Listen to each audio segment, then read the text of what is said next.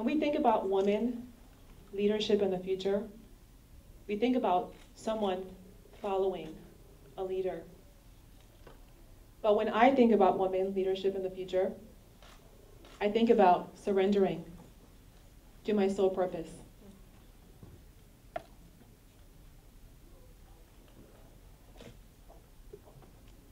When I was 6 years old, I had a dream one night that I was with God in a grotto talking. And I'm from Liberia, West Africa, and we have the most beautiful rainstorms in Liberia. And I had a dream that God and I were talking in this grotto, and he was telling me that my life would be fraught with different challenges, but that whatever happened, that I would be protected by him. And the dream, when I got up, it was I felt so safe and secure. I almost did not want to get up. But I had the feeling that whatever happened to me in my life, that God would protect me. When I was 7 years old, my parents, one morning I got up and my parents were arguing about something and I didn't know what. My father had gotten dressed for work, my mother was in her pajamas, and they were talking in very hushed, urgent tones. And I wondered what they were arguing about. And my father always wore this Cartier watch to work. And then I noticed that he put the watch on and took it off. And that made me kind of scared. Soon he left the house. My mother was sitting there crying. And I wondered why she was crying. I learned that my country of Liberia had broken out into a terrible coup d'etat. People were getting killed left and right. And we went into hiding very shortly thereafter. My father was gone for about 2 days. And my mother began to get increasingly afraid that he would never come back. So her friends told her, just wait, he'll come back. And she said, if I don't go to get my husband, he may die. And so my mother went to get my father. She put on a pair of khaki shorts and tied her head, and she went into the eye of the storm, to the barracks where the soldiers were. Now these men were drunk, they were on drugs, they had been killing people for hours. But if she didn't get my dad, she knew that he would die and whatever would happen to us. So she went to find my father. When she got to the prison, she was the only one there. And she sat and waited for the men to come back. At some point, the soldiers burst in the door and slammed the door, and she was sitting behind the door in a chair, and the men asked her, why are you here? Women don't belong in this place.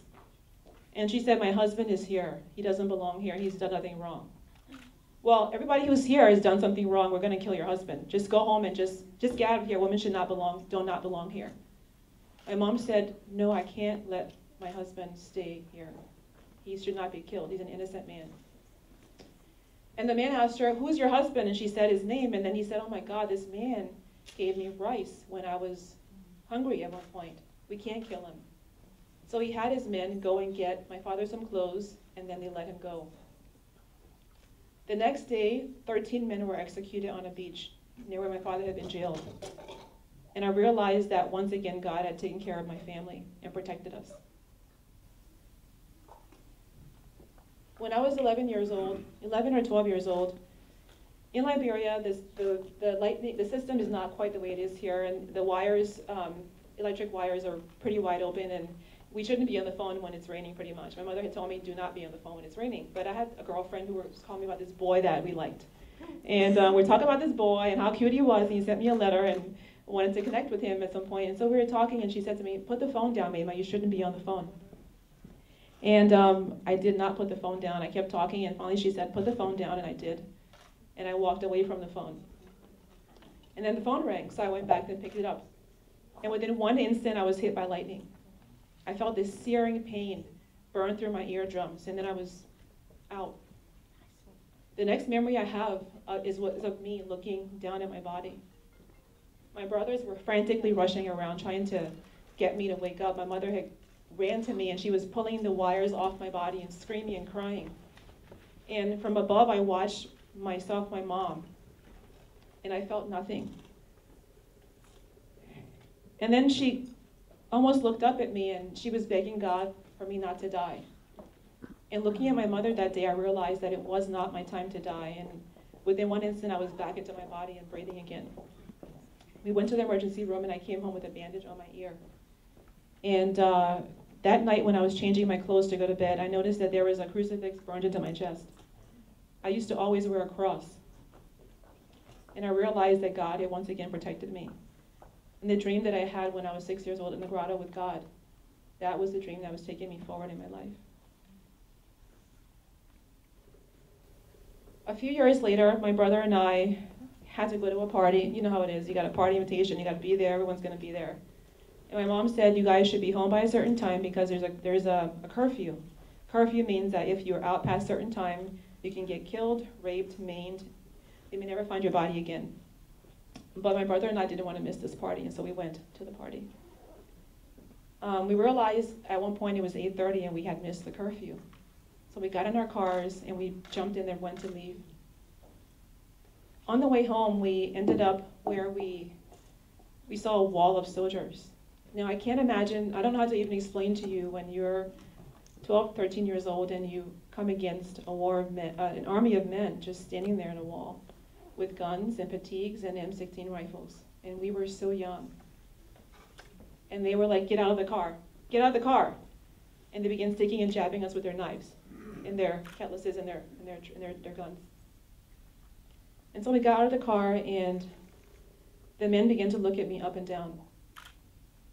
And I knew, I'd heard what happened to women at men like those caught.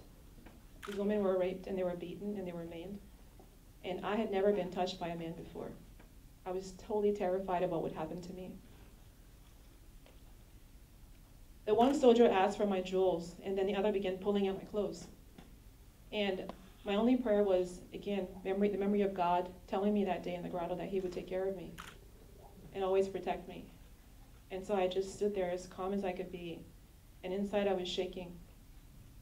And then some man said to another soldier, he said, whose car is that out there? I know that man's car. He helped me once. I thought, oh my God, my dad's done it again.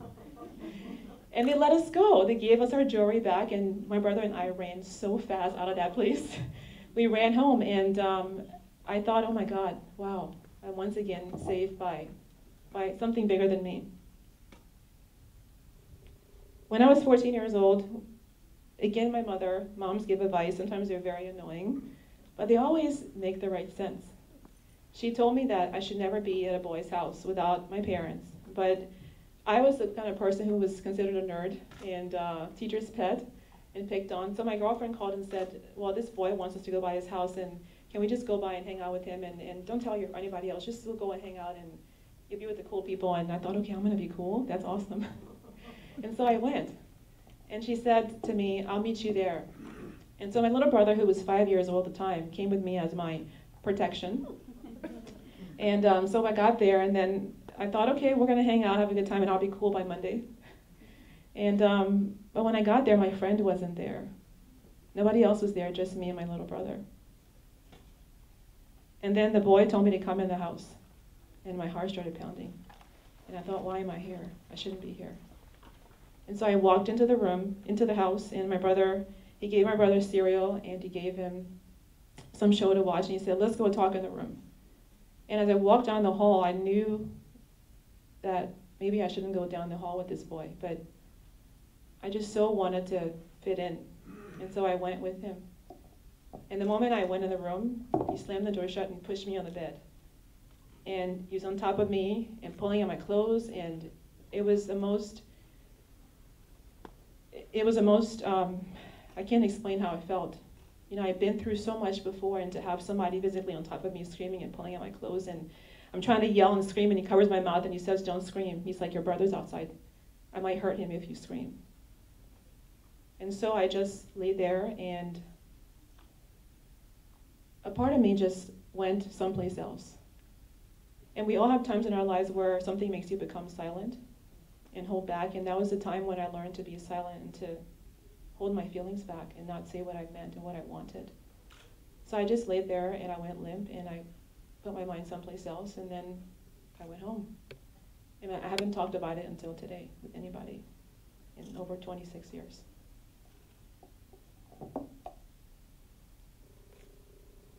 So many years passed, and soon I was 15 years old. Liberia is known for its coups d'etats. There's always some war or another in Liberia. And the last war happened, and my father told me to pack my clothes and my shoes, and I packed my books. I love to read. My books are my friends. When you're a shy person and you're with your books and you're an introvert, your books are, you travel with your friends to Russia and to Europe and you can talk with them and they understand you. There's no not knowing, there's no judgment, there's no, talk about who you should be and who you shouldn't be. They just love you for who you are. And I love the Diary of Anne Frank. She was my hero and she taught me courage and character and strength. So my dad, when he said to me, don't pack your books, I said, well, can I take Anne with me? And he said, no, you can't take any books with you, honey. People are trying to kill us. We have to leave the country right now. No books, just money, clothes, and shoes. So when he turned his back, I stuffed Anne into my backpack, and we traveled a 15-hour flight. I was alone for 15 hours by myself, coming to America. And somebody asked me recently, how did you get to America? And I didn't remember. It was so traumatic. All I recall was that I was with Anne, she was with me, and we got here together. I learned a few weeks later that after I left my country that day, people were massacred and killed. One of my best friend's mom had been killed in her shot. My cousin was shot in the back the next day, and people had died. And I thought how incredible it is that I'm constantly being saved by something much bigger than I am. So 18 years pass, and I'm now a woman that is strong. I'm 31 years old. 31 years old, yeah, getting old. And I'm capable, and I'm powerful, and I love my power suit. I have my laptop, I have friends, I know people. I have my BlackBerry. You know, you're walking around with your BlackBerry and your stuff, and you just know that you're the, you're it, right? And that was me. I had everything. I thought, I'm so far from the guns and the war and rape and hurt and pain. I am now in control of my destiny. And I was taking a shower one morning, and I feel this lump in my breast. And I thought, oh my God. My heart began to pound. My mother had talked to me about having lumps in my breast, but nobody I knew ever had cancer. And I found out very soon after that not only was it cancer, but it was aggressive breast cancer. And I had to go through surgery, chemotherapy, radiation. I lost my house, my friends, my job was in jeopardy. I lost everything that defined me as a woman at that time. And I thought, how crazy is this that I've escaped 3 wars, been hit by lightning, survived somebody I trusted taking advantage and hurting me, and I'm gonna die of cancer.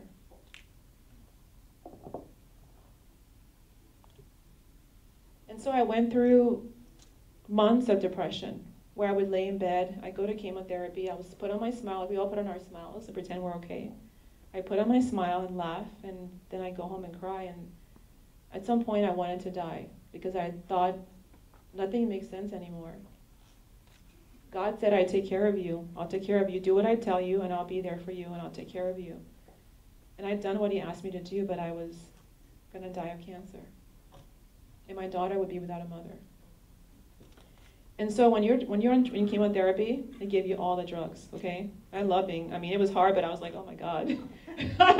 I miss the drugs. I had everything. Drugs for pain, anxiety, bone pain, just, anything you wanted. You just say, I have cancer. Okay, there you go. Give it to you, right?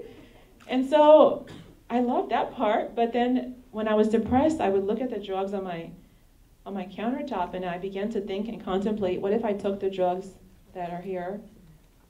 I would be dead in a matter of minutes. And I would be rid of all the pain that I feel. I'd be rid of all the hurt. I'd be rid of all the things that make me afraid. I wouldn't have to try so hard anymore in life. And so I began to count the pill bottles on the counter and look at which ones could have what effect so I could die quickly. And then my daughter, Noelle, who was at the time 3 years old, walked into the room. And she looked at me and she said, she has these beautiful big brown eyes. And she asked me, Mommy, are you gonna die? And looking at my daughter, I realized that not only would I not die, but that I would survive and thrive during and after breast cancer. It was then that I began to stop asking God for what I wanted and telling him what my plans were. I began to ask him, how can I serve you? What can I give to the world? If I die, what's my legacy to the world? And his answer was to lead by surrendering to my soul purpose. When I began doing that, my entire world opened up. I met Michael a few years ago, maybe 2 years ago. He was wonderful. Michael was one of the youngest attorneys I met who was partner for his firm. He was very successful. He had everything you could ever want. He had money, he had cars, he had property. But he had a big secret. He hadn't told anyone that he loved that he suffered from depression for over 20 years.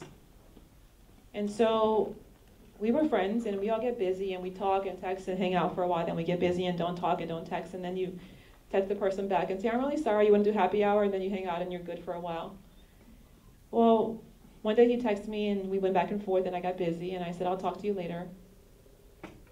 And then 2 weeks passed, and I hadn't heard from him. And so I was up working late at night, and I got an email from Allison, his sister. And she and I had never spoken before. And so when I saw her email, I began to wonder what the email was about. And the email said, I regret to inform you that Michael passed away on Monday. And when I read it, I pushed the computer away from me and hit the floor, and I got up and I was like screaming, and I couldn't believe somebody I loved and cared for was dead. And the email also said that he left a letter for me.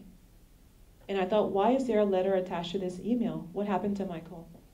I was so afraid to call her and ask her. But I did, and she said Michael had committed suicide on a Monday and left 4 letters, one for his mother, one for his father, and then for me and his sister. I have never experienced this before. I've gone through people that have had cancer that I can help, but somebody I love dying and alone like that, painfully, it broke my heart. I thought, what could I have done to help him not do it? What could I have done better? Who could I have been? Could I return his text? I didn't know what I could have done. So I went to a retreat October 3rd, to work through what happened, why it happened, what could I have done, how could I have been. But in his letter, Michael told me that being the friend that I was made him the happiest he'd been his entire life.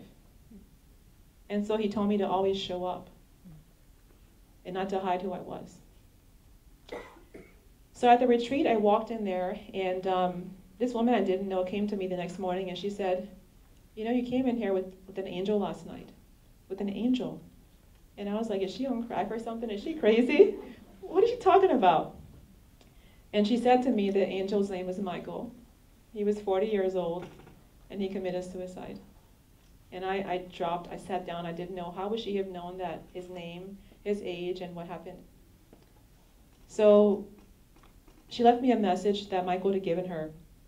And the message said to me that you were loved by the greatest love of all. And I want you to share that love. So I know you're wondering, you've heard all my stories about all these different things, and I'm talking a long time, I get it. But what does it mean about, how does these things relate? How do they relate to leadership and to women in the future? And my answer to you is everything. When we consider leadership in the future, we think about, you know, projections, charts, graphs. We plan, and we more plan. But things that happened to me in my life, like the lightning, the wars, people dying that I love, the rape, all those things brought me to my true purpose. And they were unplanned. They weren't part of my long-term plan. So I began to ask myself, and my question to you, my big idea here is, what if the process is the plan? What if the process is the plan? As women leading the future, we have to ask. We have to listen, and we have to follow our soul purpose. We'll only then be able to find the strength, the compassion, the grace, the courage, and the character required to lead and to grow in the future. It's only then we'll be able to truly, truly find our bliss. Thank you.